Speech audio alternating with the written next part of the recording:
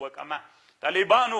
په پاکستان کې یو عالم تیر سوی علامه محمد اقبال دکتور محمد اقبال اللاهوري بیخي ډېر لوی عالم الله عز وجل تیر کړی ده ډېر لوی قرباني د اسلام دپاره کړې او د الحاد سره د مقابلې دپاره د یو کتاب یو عنوان کې ښودلی پارلمان ابلیس یو ورځ ابلیس غونډه جوړه کړله دوی د ابلیسي نظام داسې تخیلي خبرې کړې طالبانو ډېره خوندوره خبر ده دې به چېرته مفصله درته وکړم انشاءالله نو د ابلیس پارلمان ته خو رئیس جمهور نه راځي که نه دی خو د ابلیسي نظام مشر د هغه ده څه ورته ابلیس علیه اللعنه ده نو ده ورته ویلې د خپل پارلمان ته یو ورځ وایي ځم درځمه او زه به دی تاسې په پارلمان کې چې نن کومه مشوره کیږي ابلیسي نظام ته ډېر خطرونه متوجه دي نو په هغه به مجلس وکړو نو پارلمان ته په دې ورځ باندې ابلیس هم راغی نو په پارلمان کې مجلس روان سو د ابلیسي نظام د طالبانو یوه تخیلي خبر جوړه کړې خو حقیقت ده بیا طالبانو اقبال لاهوري دی طالبانو یوه خبر کړې ګوره اقبال لاهوري دا خبر کوي خبره خو اوږده د اخر کې محاکمه داسې سوې ده داسې د ابلیس ورته ویلي دي د خپلو د پارلمان غړو ته وایي په ټوله دنیا کې ابلیسي نظام حاکم و واکمن سوی ده دوه خلک دي چې د ما د ابلیسي نظام په مقابل کې سر راپورته کوي یو عرب دی یو افغان دی دلته مؤامره ضد الاسلام داسې یو مشوره چې د اسلام په ضد باندې وي ابلیس داسې ورته ویلي د پارلمان غړو ته وایي تاسې نه یې دنیا کې ډېر نه یې ګرځېدلي ما ټول عمر حکومتونه لیدلي تجربې مې کړي دي که غواړئ چې ابلیسي نظام په جزیرة العرب باندې خپور سي په عربي نړۍ دا مړه کوي عرب د عربو مړه کول دا دي چې په عربي نړۍ کې په مسلمانانو باندې غربي فکرونه ورته راوړلی نو هغوی ته غربي فکر راوړ نن ویده دي که نه دي ویده د غزې په مسئله کې څومره ظلم چې روان ده که نه عرب داسې بېغیرته انسانان نه ول عرب د شهامتو د قربانۍ د عزت نوم و عرب ته به چې مظلوم غږ وکړه د هغه مظلوم د ازادۍ دپاره یې دانګل خو نن یې عربو ته د ابلیس په پارلمان کې چې کومه غونډه سوې وه چې کومه مشوره ابلیس ورکړې وه چې عربو ته غربي فکر راوړئ دا یوه خبره هلته سوې عملي یې کړه که نه او ورته ویلي دي بله مشوره یې د افغان په اړه کړې ده وی افغانان چې دي خو افغانان خو دا افغانان نه طالبانو دا ټوله خطه کې چې دلته افغانان پراته دي دا سرحد منځ نه لري که موږ طالبانو باید په اسلامي اصولو وغږیږو اوس خبرې ته راځئ نو هلته د ابلیس په پارلمان کې ورته ویلي وي د افغانان هم په دین ډېر مین خلک دي نو څه وکیه چې تاسې دلته ابلیسي نظام راولئ که تاسې فکر وکئ طالبانو ورونو روسان راغلل انګریزان راغلل امریکایان راغلل درې ابلیسي نظامونه دلته راغلل په بیلو بیلو نومونو کله روسان چې راغلل هغوی طالبانو د اشتراکي نظام په عنوان باندې د ابلیسي نظام یوه برخه امریکایان چې راغلل د دیموکراسۍ د جمهوریت په عنوان باندې دلته د مځکې ته څوک راوړله د ابلیسي نظام برخه راوړله وچرېدل نه نو ابلیس ورته ویلې وی په دغه خطه کې چې دا خطه د افغانانو جغرافیه ده دلته ابلیسي نظام دپاره تر ټولو نه خطرناکه سړی ملا ده وایي ملایان ویده کوي داسې ټکی ورته ویلی طالبانو یو ورځ په دې مفصل درته بحث کوم د پارلمان د ابلیس کې مشوره په دې باندې سوې ده چې افغانانو کې علما ویده کوي د علماو د ویده کېدلو یوه لاره دا ده ټول په پاچاهي کې راوله چې مدرسې پاتې سي ټول په مناظرو اخته که چې اصلي حقیقت پاتې سي ټول علما په میبزي او په صدره اخته که چې دین ترېنه پاتې سي په مادیاتو یې اخته که نو ګورئ طالبانو ورونو اقبال لاهوري تاسې بې پېژنئ نه طالبانو چې څومره لوی سړی ده دی وایي چې د ابلیس په پارلمان کې په دې دوه شیانو باندې مشوره وسوله چې یو افغان کې ملا ورویده که نن د ملا په ویده کېدلو کار روان ده که ویده یې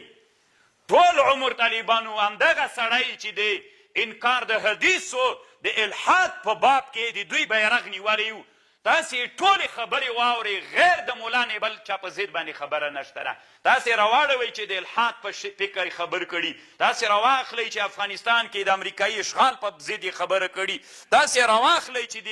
په دغه خطه کې چې اسلامي امت ته څومره مشکلاتو سره مخ و د هغې په ضد یې یوه خبر کړي وي ټول خبرې چې وې د مولا په ضد باندې وې مولا یې بدنامه و مولا یې ویده کوه د هغه ملحدینو ډول ته یې د هغه سکروټو ته یې پوکی ورکو چې هغه د مولا په ضد باندې لګیاول څوک یې ملګري ول د همدغه سړي ټول هغه مستشرقینو ملحدین ملګري ول چې مولا ته یې اور بل کړي و د مولا په ضد چې اور بل سوی هغه اور ته دم پوکی ورته کو نو دا طالبانو یو له هغه انسانانو نه و چې منکر الحدیث انسانو او د خپل عصر امام جلال الدین سیوطي ته ضرورت و چې د ده په ضد باندې کتاب جوړ سوی وی علماو د عصر علماو څنګه چې پکار و هغسې مقابله چا ونه کړله طالبانو د ده په ژوند کې پکار خو خو یا به طالبانو علما په دغه عذر معذور وبلو چې وي موږ ته مشکلات جوړېدل دا استخباراتو په لاس کې نیولي یا خو علما خو د الله د دین نایبان ځان بلي باید طالبانو دې مسئلې ته په خپل عصر کې علماو جدي توجه کړې ولی خو ښه ده چې الله عز وجل د اسلام په ضد باندې دغه یوه لویه فتنه له منځه یوړله دا د اسلام په ضد باندې یوه د مولا په ضد چې په پارلمان د ابلیس کې کم مجلس سوی و چې مولا ګول کوي او مولا بدنامه کوي نن د مولا په ضد څومره خبرې روانې ټول ملحدین همدغه ته کار ویلی مولا داسې ده او مولا داسې ده که مولا ښه خبره وکړي که مولا بده خبره وکړي دوی خصوصا هغه مولا چې هغه د الحاد د ختمېدلو د الحاد سره د مقابلې فکر لري د هغه مولا په ضد باندې دوی ډېر کار کوي نو الحمدلله چې الله هر زمانه کې علما پیدا کوي داسې علما چې د دغسې باطلو انسانانو مقابله کوي نو طالبانو امام سیوطي رحمه الله یوه خبره بلم نقل کړې ده بیخي د احادیثو په ډېرو کتابونو یې حوالې ورکړي دي تاسې طالبانو دې خبرې ته غوږ ونیسئ بیا خو که تاسې دا کتاب پیدا کیا نو بیخي به ډېره خوندوره سي مفتاح الجنه فی الاحتجاج بالسنه خو طالبانو ورونو تر ټولو نه ښه خبر دا ده چې دلته د عمران ابن حسین رضی الله عنه نه روایت کړی ده عمران ابن حسین دا د رسول صلی الله علیه وسلم یو صحابي ده یو سړی ورته راغی شبیب ابن ابي فضاله المکی نومیده د عمران ابن حسین د شفاعت حدیث ذکر کو د شفاعت حدیث بحث کو نو چې هغه د شفاعت حدیث ذکر کو نو دلته یو سړي پوښتنه وکړه د عمران ابن حسین یا بانو جید انکم تحدثوننا باحادیث لم نجد لها اصلا فی القرآن تاسې مونږ ته داسې احادیث وایي چې هغه حدیث مونږ قرآن کې نه دي لیدلي که نه یو سلو څوارلس حدیثونه وایي مونږ منو نور مونږ بیخي منو نو تا ته ګوره چرګې ته ګوره او د مالګې څټلو ته ګوره ولې انسانانو چې دا ټول عمرونه تیر کړي دي د حدیثو د احیا دپاره په دومره لوی پاکستان کې په دومره لوی هند کې په دومره لوی افغانستان کې په دومره لوی تاجکستان او ازبکستان کې د اسلام دا لوی دینی مدارس په دا لکونو نصف میلیون حاملین تنها د حدیثو په دنیا کې تیر سوي دي یعنی 500,000 کسان حاملین د حدیثو د رسول صلی الله علیه وسلم ګرځېدلي دي نو د هغې 500,000 انسانانو ته به د تا په خاطر خلک حدیث پرېږدي کله وحاشه نو عمران ابن حسین ته ویې بانو جیده ته کله موږ ته داسې احادیث وایې چې موږ په قرآن کې نه دي لیدلي اصل قرآن کې نسته ده فغضب عمران ابن حسین په غوسه سو وقال للرجل قرأت القرآن قال نعم قال فهل وجدت فيه صلاة العشاء د ماخوستان مونځ ته قرآن چې هغه 4 رکعته زه سیده موږ حدیث نه منو بیخي ستا د نه حدیث هېڅ حجت نه ده نو چې حدیث حجت نه ده نو اوس به راسو ماخوستان مونځ ستا ده 4 رکعته قرآن کې نه نو خو تی به نن بله ورځ خو د تراویح ختمې کړلې اسلامي امت د یو عبادت دپاره د راجمع کېدلو د اصلاح یوه لاره وه انسانان په اصلاح کېدل اوس که تراویح څومره هم بې اهمیته سي انسانان الله عز وجل په دې باندې اصلاح کول انسانان به راغلل ګناهګار انسانان به راغلل الله ته په دې میاشت کې تسلیم سول. نو دا د انسان د اصلاح او د تزکیې یوه لاره وله. نو چې قرآن کې 4 رکعاته مونځ نسته ده، نو دا خو په حدیث کې ته خو یې حدیث ته ده نه. دا راتلونکي کې طالبانو دا باب که تسلسل پیدا کړی وی، راتلونکي به یې ویلي د ماخوستان 1 رکعت مونځ ده. 1 رکعت مونځ به نه به سنت و نه به ویتر و نه به هېڅ شي، نو بس 1 رکعت مونځ ده. ښه وایې به اوس پکې څه شی؟ اوس دا د مانځه کې خو چې اول کې به اوس موږ تکبیر کوو که نه، دا